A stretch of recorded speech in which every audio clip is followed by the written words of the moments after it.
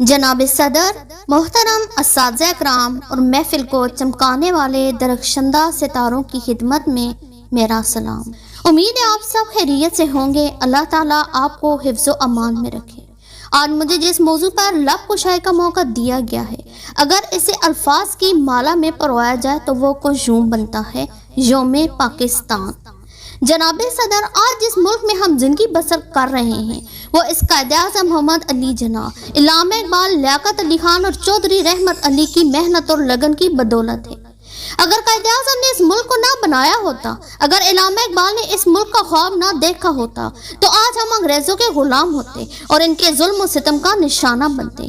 اگر ہم قائد اعظم کو بانی پاکستان کہتے ہیں تو اس میں کچھ غلط نہیں۔ قائد اعظم کے ان احسانات کی بدولت آج ہم اس ملک میں آزادی سے سانس لے رہے ہیں۔ یوں دی ہمیں آزادی کے دنیا ہوئی حیران، اے قائد اعظم تیرا احسان ہے احسان۔ جناب صدر اور میرے ہم وطنوں، آج اس یوم آزادی پر آپ سے یہی کہنا چاہتی ہوں: قدر کریں اس ملک کی اور حفاظت کریں اس آزادی کی اور اپنی سرحدوں کی۔ آخر آپ ہی نے اس ملک کا مستقبل سنوارنا ہے۔ ان شہیدوں کو سلام جنہوں نے اندھیری شب کو سویروں میں ڈھالا۔ شکستہ پا سہی مگر تھمنے نہیں پاتے، میں یوں منزل سے گزرا ہوں کہ اب تک یاد کرتی ہے۔ ہمارے دوسرے لیڈر جنہوں نے اپنے خوبصورت کلام سے لوگوں کو اجاگر کیا کہ وہ اپنے جذبات کو ٹھنڈا نہ کرنے دیں، ان لیڈروں کے کہے گئے کچھ اشعار گوش گزار کرتی ہوں۔ جب عشق سکھاتا ہے آداب خود آگاہی، کھلتے ہیں غلاموں پر اسرار شہنشاہی۔ اے طاہر لا ہوتی اس رزق سے موت اچھی، جس رزق سے آتی ہے پرواز میں کوتاہی۔ چاہے تو بدل ڈالے حیت چمنستا کی، یہ ہستی دانا ہے بینا ہے توانا ہے۔